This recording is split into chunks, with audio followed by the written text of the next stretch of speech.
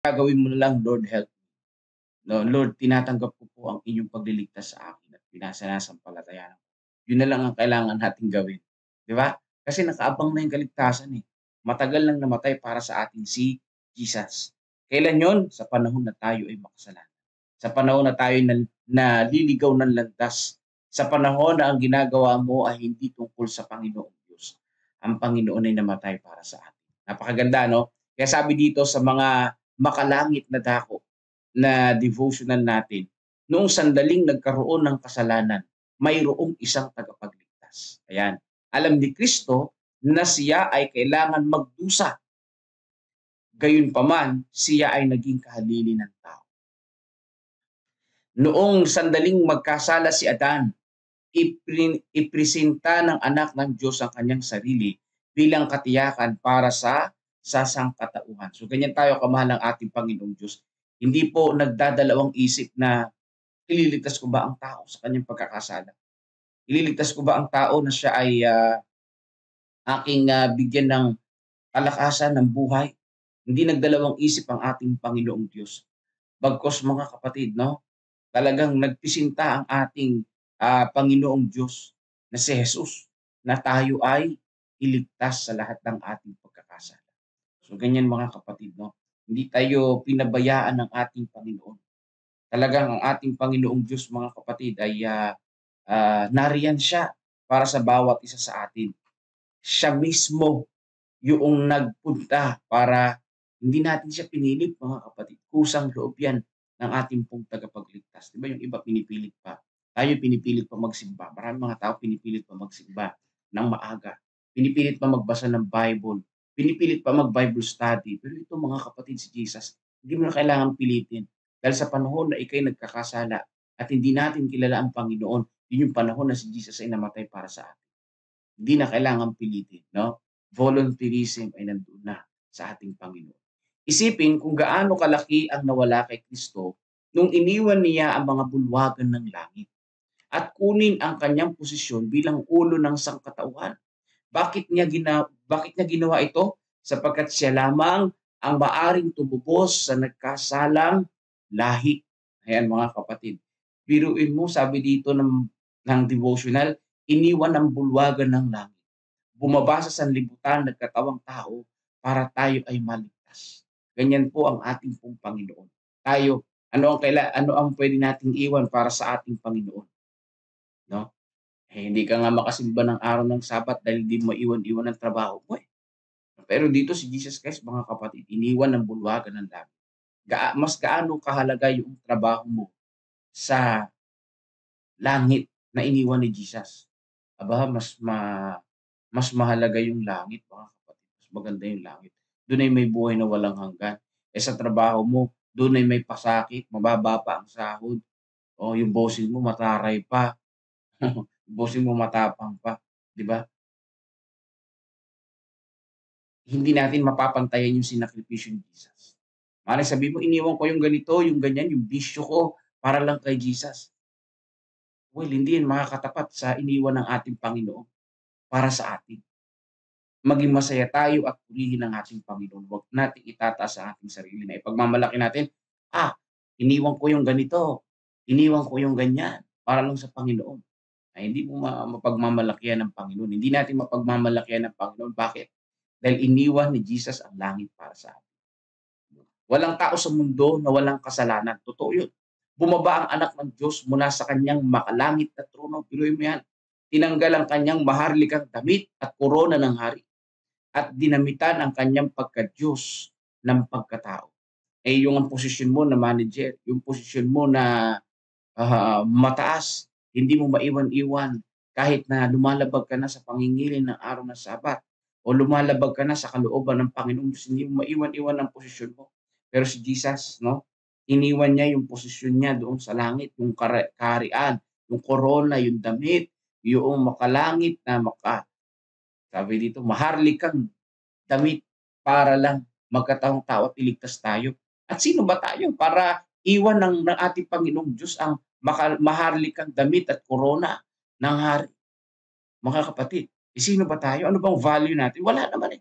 Makasalanan tayong tao. Makasalanan tayong nilalang. lahat ng bagay na meron tayo sa Panginoong Diyos and yet pinahalagahan tayo ng Panginoon. Pero ikaw, minsan tayo, no, hindi natin napapahalagahan ang ating Panginoong Diyos. Di ba? Yung graduation niya, di mo maiwan. Sabado, di ba? O, napasok mo sa araw ng Sabat, di mo maiwan. Isang subject lang yun. Ang grade lang naman na ibibigay sa'yo ng teacher mo, 85, 80, o 90. Diba? Papasa ka pa rin naman kahit naman na umabsent ka ng araw ng Sabat na pangingilin. Huwag ka matakot sa mga professor niyo, wala mga alam niya. O teacher, alam niya. Walang alam yan sa banal na kasulatan. Ang gusto lang nila pumasok ng araw ng Sabat. Walang alam yan tungkol sa Panginoong Diyos. Huwag kang matatakot. Huwag tayong matatakot sa mga ganyan. Bossing mo sa trabaho. Walang alam yan sa Biblia. Huwag mong katakutan yan. Ang ating dapat na pahalagahan ay ang ating Panginoong Diyos na nagbigay buhay. Yan. No? Na nagbigay buhay. Hindi nga katakutan mahalin mga kapatid. Dahil ang Panginoong Diyos ang unang nagmahal sa bawat isa sa atin. Siya ay naparito upang mamatay para sa atin. Ganon, di ba?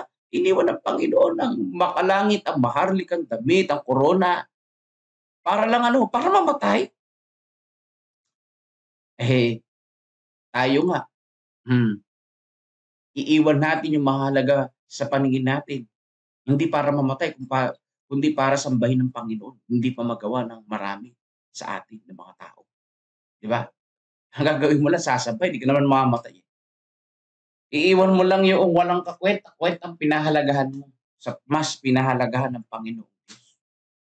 Kumpara doon sa mga pinapahalagahan natin, ano ba bang pinapahalagahan natin? Na walang kakwenta-kwenta sa mundo. Yung pinaghahawakan natin na hindi natin maiwan. Na ang gagawin lang naman natin, sasamba sa Panginoon. Pero si Jesus, iniwan niya, iniwan niya ang maharlikang damit, trono, posisyon doon sa langit. Para mamatay? Tayo, ano na ba naiwan natin? Para tayo ay mamatay. Nating mga kapatid. Ang gusto lang ng Panginoon, iwan mo yung mga kalayawan at pagdating ng pagsamba ng pangingilin, iiwan mo yan at sasamba ka sa Panginoon. Yun lang. Yun lang gagawin. Hindi pa magawa ng mga tao. Yung iba late pa. Di ba? So si Jesus Christ on time. On time siya nung namatay doon sa krus ng Kalbaryo. Upang mahiga sa libingan gaya ng nararapat sa mga tao. At upang mabuhay ng maguli para sa ating pag-aaring ganap. Biruin mo ang ating Panginoon. Matindi ang effort niya. Namatay siya, inilibing. Ikaw kaya ilibing. Gusto mo ba yun? Artista nagpapaano sa kabao. Pero hanggang sa libingan, hindi na yan. Aalis na yun dyan. Artista yun. Artista lang yun.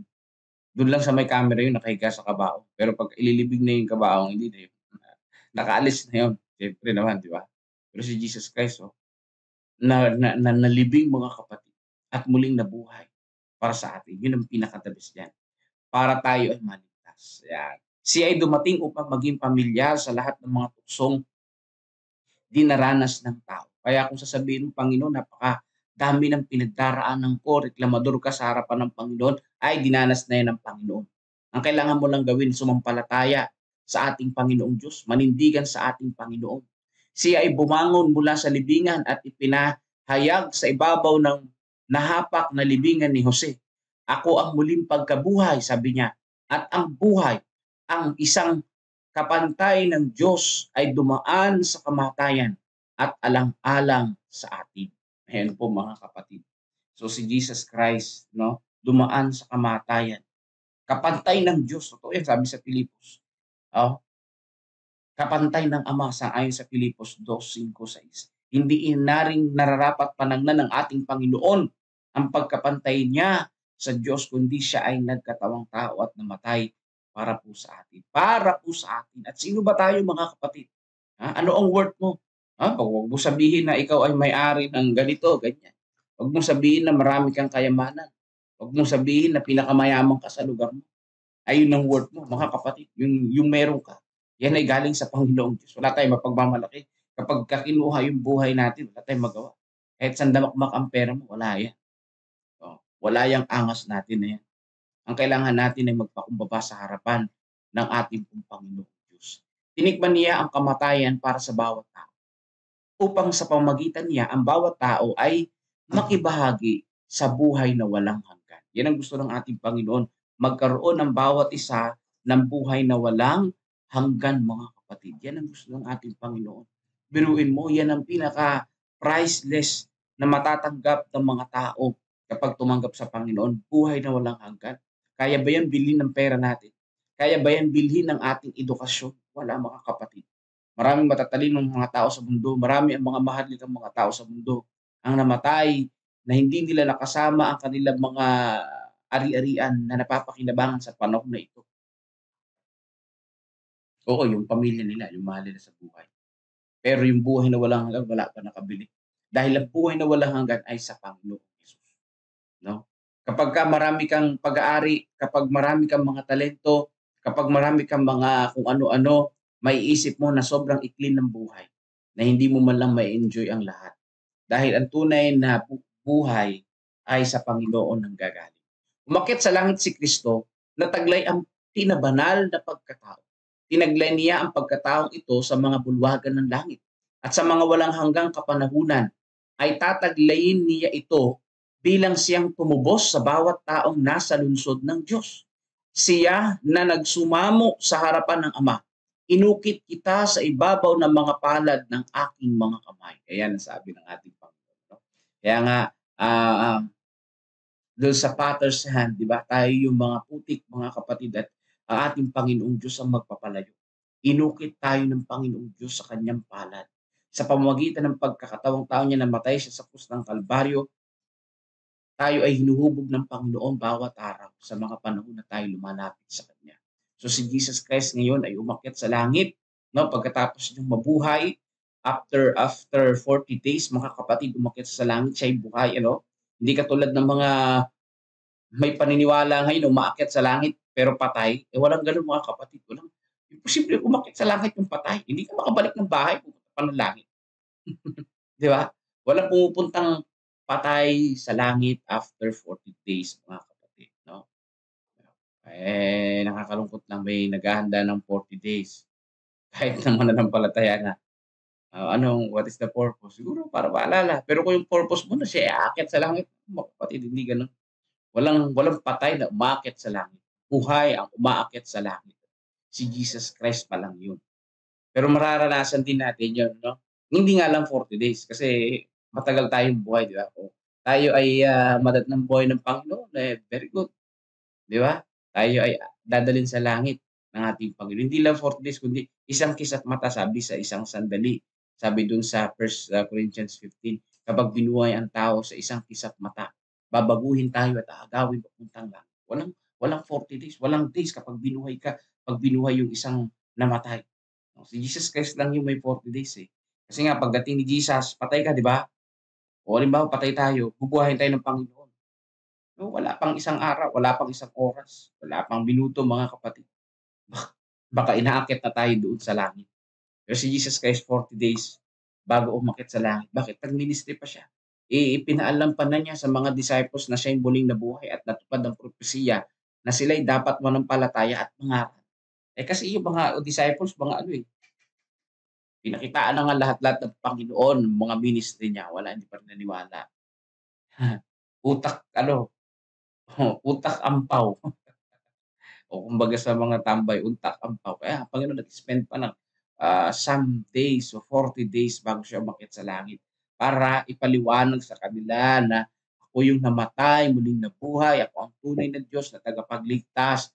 Sabihin niyo ito sa mga tao. Bantalot yung mga disciples din. Mga matitigas ang ulo, mga pasaway din.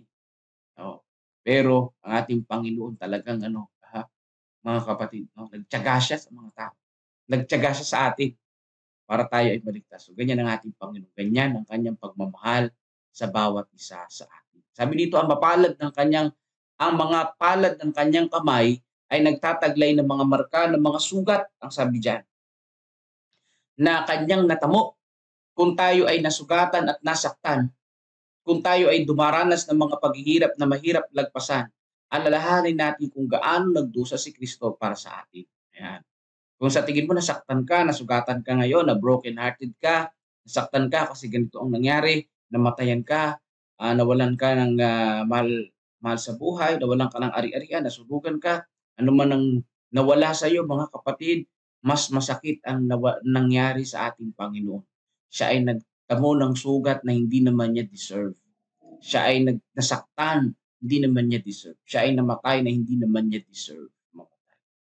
Pero nangyari ito, inako ng ating Panginoon yung pagkakasala natin na dapat sa atin yun, na dapat tayo ay mamamatay ng walang hanggan na, pero sinalo tayo ng ating Panginoong Yesus. Ganyan kabuti, ganyan tayo kamahal ng ating Panginoon. Pinasan ng ating tagapagligtas ang lahat ng hinihingi sa ating napasanin, sabi diyan, upang walang sino mang tao ang makapagsasabing hindi niya alam ang aking pagdurusa at ang aking mga pagsubok. Sa lahat ng ating paghihirap, siya ang naghirap. Yan. Ibig sabihin, alam ng ating Panginoon ang ating paghihirap. Ramdam ng ating Panginoon ang ating paghihirap. Naiintindihan ng Panginoon ang ating pong mga pinagdaraanan sa buhay. Hindi natin masasabi na, wala namang alam ng Panginoon sa aking pinagdaraanan. No, mga kapatid, alam ng Panginoon ang lahat ng ating pinagdaraanan. Kaya sabi dito, ipinahayag ni Satanas na ang mga tao ay hindi mabubuhay ng hindi nagkakasala. So yan yung pandarayan ng kaaway, di ba? Pero sabi dito, si Kristo ay dumaan sa lupa kung saan si Adan ay natisod at nahulog. At sa pamagitan ng isang hindi nagkasalang buhay, ay inilagay niya ang kansang katauhan sa lugar na may kalamangan upang ang bawat isa ay makatayo sa harapan ng Ama tinanggap sa minamahal. Tinanggap sa minamahal. So mga kapatid, ano ang pandarayan ni Satanas?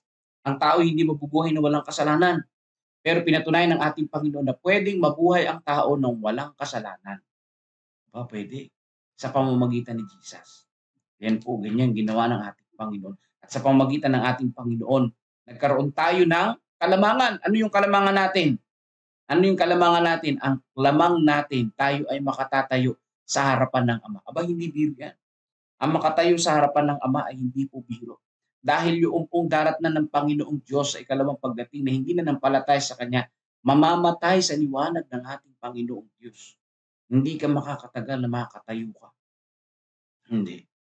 Yun lamang na nampalatay sa Panginoon at binihisan ng damit ng kabanalan, ng righteousness ng ating pong Panginoon Jesus. Kaya damhin natin yung sinasabi sa Romans 5 verse 8. Subalit pinatunayan ng Diyos ang kanyang pag-ibig sa atin. Paano pinatunayan ng Panginoong Diyos ang pag-ibig sa atin? Na nang tayo'y makasalanan pa, si Kristo ay namatay para sa atin. Ngayon mga kapatid, ano ang patunay na mahal natin ang Panginoong Diyos? Ano ang patunay? Willing ka ba na mamatay sa mundong ito para sa paglilingkod sa Panginoon? Willing ka ba naglilingkod sa Panginoon na mamatay sa paglilingkod? Mga kapatid, ang sabi ng Panginoon, ang mawalan ng buhay dahil sa akin ay magkakaroon ng buhay. Pero yung nag-iingat ng buhay niya para sa kalayawan sa mundo, yun pa ang mawawalan ng buhay. Kaya mga kapatid ko, si Jesus ay nauna na nagsakripisyo ng kanyang buhay upang tayo ay maligtas. Siya ay nabuhay, umakyat sa langit para bigyan tayo ng assurance na ang pag-asa ay tunay, ang buhay na walang hanggan ay tunay, kaya sumasamo siya sa atin na tayo ay sumampalataya sa Kanya. At ibigay din natin ang ating buhay sa paglilingkod sa ating Panginoong Diyos. Meron lamang iisang manunubos, walang iba kundi si Jesus na ating tagapagligtas na namatay na sa panahon na tayo'y nagkakasala, sa panahon na tayo ay nakalilimot sa ating Panginoon Diyos. Harinawa sa mga oras na ito, mga kapatid, ay ating mapagbulay-bulayan ang ating devotional ngayon at iisa lamang ang ating tunay na sambahin ng ating Panginoong Diyos na gumawa ng langit at langit. Sa mga makalangit na dako, naroon ang ating Panginoong Diyos. Naroon ang ating tagapagligtas na siyang nagsumusubaybay at nagbibigay sa atin ng karunungan para mamuhay sa sanlibutan na ito at para tayo mamuhay na makakaiwas sa mga pagkakasala ng sanlibutan. So ngayon po mga kapatid, tayo ay mananalangin. Papangunahan tayo ni Brother Melvin Villasano kasama sa panalangin ang mga re-request natin na may mga karamdaman, mga nawalan ng mahal sa buhay, isama natin sa panalangin. At ngayon po ay pasama sa panalangin na magbi-meeting ngayon ang Area Management Council diyan po sa kabanatuan, kasama po sa panalangin ng biyahe ng ating mga elders and yung po mga pastor na papunta doon, at siyempre yung pagbimitingan, na yung mapagbimitingan mga kapatid ay ayon sa kalooban ng Panginoong Diyos, at ito ay maganap ayon pa rin sa kalwalatian ng Panginoong Diyos. So ngayon tayo po ay mananalangin, pero bago yon, pakinggan muna natin ang awit papuri sa ating Panginoong Diyos. Mapagpalang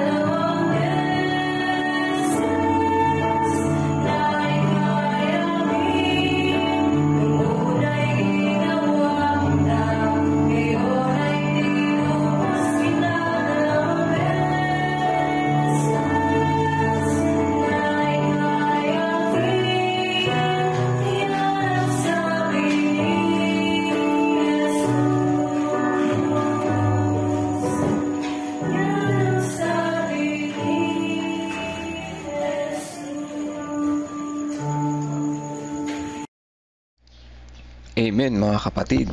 Hindi lang isa, kundi dalawa. Dalawang beses tayong tinubos, ano? Nilikhatas tinubos.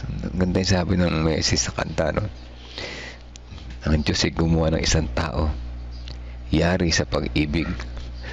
Yari tayo sa pag-ibig mga kapatid. Pero nung ginawa natin, hatred ang ating ipinamuhay sa mundong ito. Kaya nakakalungkot na po.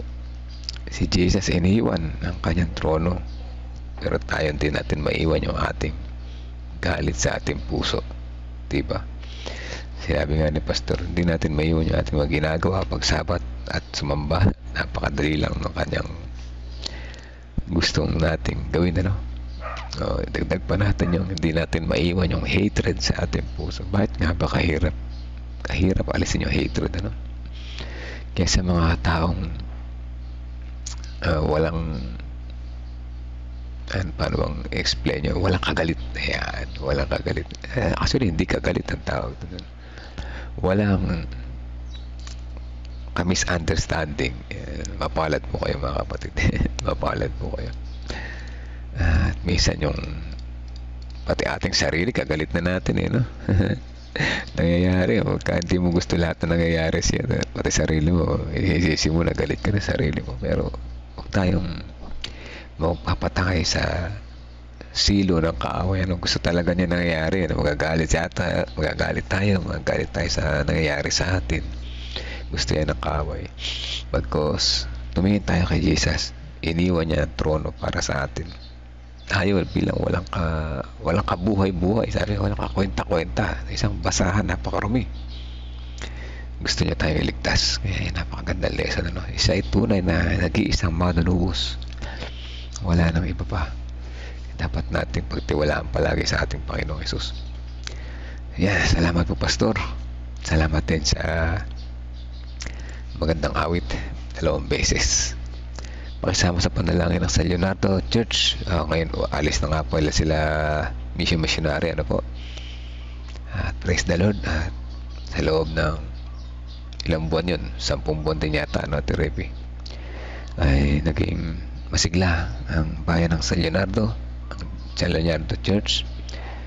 Nawa yung mga naitanim na kasiglahan, mga alaala ay manatili at magpatuloy sa kasiglahan ng bawat isa, ano po. Pagpray natin ang San Leonardo Church. Bagong simbahan lang ito, bagong tayo. Actually matagal na nangangaral dyan eh. Marami na rin nabinyagan, pero tayo sa kulang sa mga ngaral.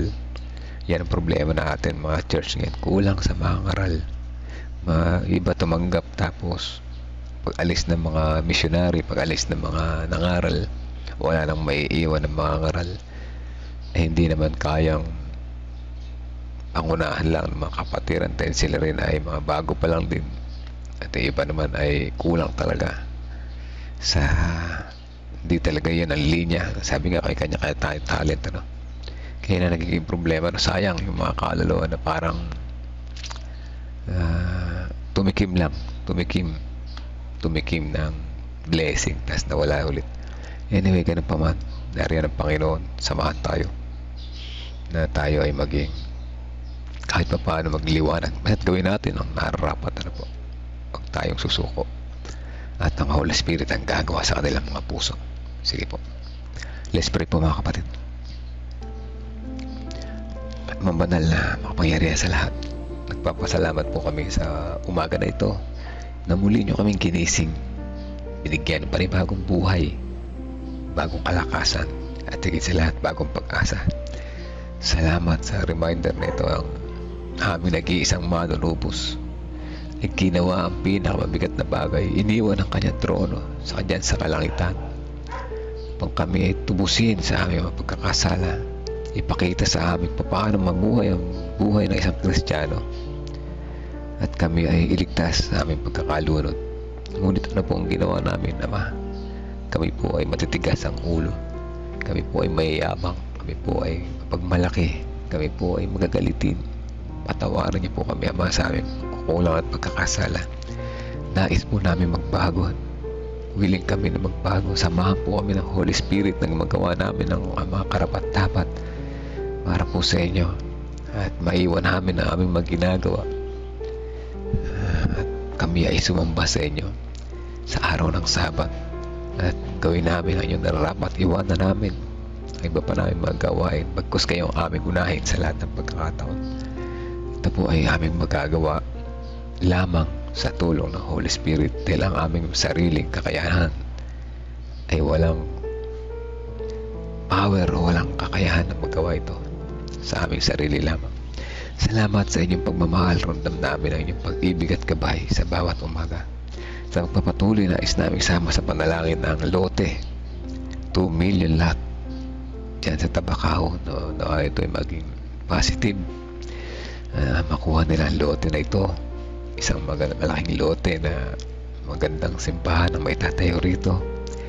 At marami pang mga project na pwedeng gawin dito. Karoon ng inyong paaralan, karoon ng ano pa man.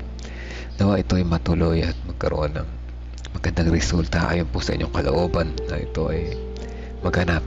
Mas maraming mga kaluluwa mabibless sa mga lugar na ito. At amin din patuloy na sinasama sa panalangin ng comfort sa pamilya ng natulog na aming kapatid na Sister Imelda Eugenio.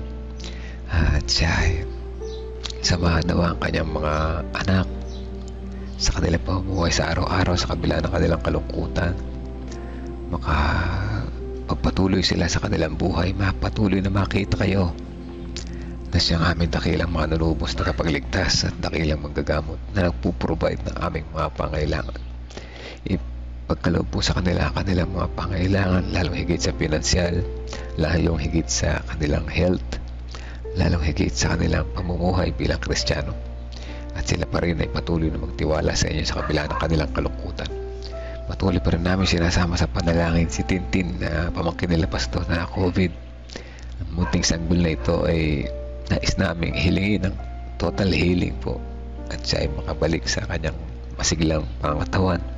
Lumaki bilang isang bata na masunurin po sa inyo at nakikita kayo na kanyang tagapagligtas. Patuloy namin sinasama sa panalangin si Heidi De Leon na naway maisip niya na bumalik po ang kanyang loob sa inyo. Pagalingin po ang kanyang karamdaman kaya na inyong pinangako sa aming lahat. At ipagkaloob sa kanya mga pangailangan di lamang sa pisikal na pangatawan, lalo higit sa espiritual na kanyang pamumuhay. Pagpalain din nawa ang kanyang pamilya upang makita nila na kayo ang aming great provider, aming manlalalang, aming manunubos, at higit sa lahat ang aming tagapayo sa bawat araw. Pagpapatuloy na namin sama sa panalangin si Pastor Alex, patuloy na kalakasan ang aming dalangin sa kanya, may balik ang kanyang pagkasalita at may balik ang kanyang kasipagan sa paggawa. Ang inyo pong kalooban ng masunod kay Pastor Alex Rigor. Masama din namin sa panalangin ng pamilya na nakikinig ngayon. Aming mga kalusugan ay aming dalangin po sa inyo at ang aming hanap buhay din naman. Naway ito ay maging pagpapala sa amin, para din naman ito ay maging pagpapala sa iba. Makatulong kami sa gawain sa pamamagitan ng pag-share ng pinansyal at ang iba pang mga bagay. At yun din kasama namin sa panalangin ng kasama si Sister Rose Cris Encarnato, Sister Tang de la Cruz, ang family ni Ate Milen, lalo na yung kanilang baby na si Baby Shania, ay patuloy na kalakasan namin dalangin sa kanila. Patuloy din namin sinasama sa panalangin ng pamangkin ni Sister Marites Loreto na naoperahan. Patuloy na makarecover ng mabilis at maging maayos ang kanyang kalagayan at makalabas ng mabilis at makarecover at makabalik sa kanyang pamumuhay na nakikita na kayo ang nagpagaling sa kanya. Gayun din ang apo ni Ate Maricel Velasquez na may sakit sa puso, ay puwing po siya na niya mapagpagaling na kamay. At si Jennifer Eusebio Pascua, si Kuya Arman Reyes, patuloy na kalusugan ang dalangin namin sa kanya. At gayon din si Brother Reynaldo Eusebio, kalakasan di lamang sa pangatawan, gayon din sa espiritual sa pila ng kanyang kalungkutan. Gayon din si Ding Bautista, kasama namin sa panalangin, si Pining Eugenio, si John Pulcheng, Kuya Jerry Borbon ay palakasin sa araw-araw sa kabila ng kanyang kalungkutan. Ang tatay at nanay ni Pastor Nelvin na may sakit pa rin, patuloy namin sinasama sa panalangin. Si Jinjin, si Sister Wendy, at si Sister Erica sa kanyang pagbubuntis. Sister Percy na gumaling nawa na sa kanyang sakit.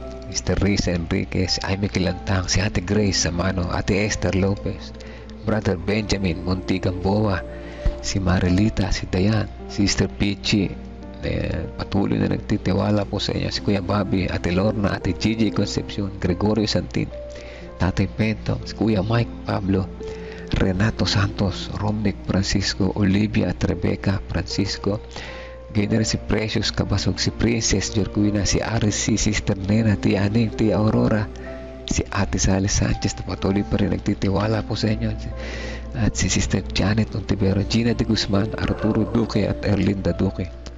Ama, marami sa pangalan na ito may malubhang kalagayan. May bahay nagpapagaling, nagre-recover. Ngunit ang lahat ay patuloy po nagtitiwala sa inyo. Alam namin na kayo ay magbibigay ng pinakamabuti sa lahat para sa amin. At nagtitiwala po kami sa inyo. Patawad po kung saan kami nagkulang at nagkasala. Naway makita namin patuloy sa araw-araw namin pamumuhay na kayo ang nag-iisa naming manunubos na dapat namin pagkatiwalaan. In Jesus' name, we pray. Amen. Amen. Amen po mga kapatid. Patuloy nating isama sa panalangin ang bawat churches na kailangan ng hindi ko yata na ipanalangin sa liyan. Anyway, kasama po kay Ate Revi sa aming personal prayers. Ano po sa lahat ng prayer warriors. Hindi lamang yung sa Leonardo, pati yung Bulak Church. Kailangan din ang manggagawa dyan. At hindi kayang anyway, at hindi lamang yung sa church natin dito sa South, sa palagay ko sa West, kailangan din talaga. Hindi na kasi kaya ng magtitigay isang pastor ng bawat church kagaya ng araw, kakaunti pa lang kasi dati yung church ngayon. Dati natatandaan ko ng bata kami, dalawa lang ang church, Gapan, Kabyaw. Ngayon tigay isang district na magkahiwalay na, at yung isang district na hati pa ulit sa isa. So dumadami ang church, ngunit kailangan natin mas marami pang makakarat. So tayo mga nakakaunawa ng kakulangan, huwag nawa tayong bibitiw, sapagkat pag bumitiw pa tayo, mababawasan pa, Praise the Lord mga kapatid. Sa mga ganito ay muli, good morning po sa lahat. Ano bang araw ngayon? Sunday na pala, napakabilis na naman ang araw. Unti-unti na naman January 7, 8, 1 week na nakatapos. At patuloy natin isama ang bawat isa sa panalangin sa ating personal prayers. Alam natin na natin ang Panginoon, hindi tayo pinapabayaan. Hanggang bukas po muli mga kapatid, patuloy tayong magdalanginan, patuloy tayong ma-revive sa ating pagkakatulog, ma-remind sa ating pagkakalimot, patuloy tayong ma-bless sa bawat umaga na ito. God bless po sa bawat isa.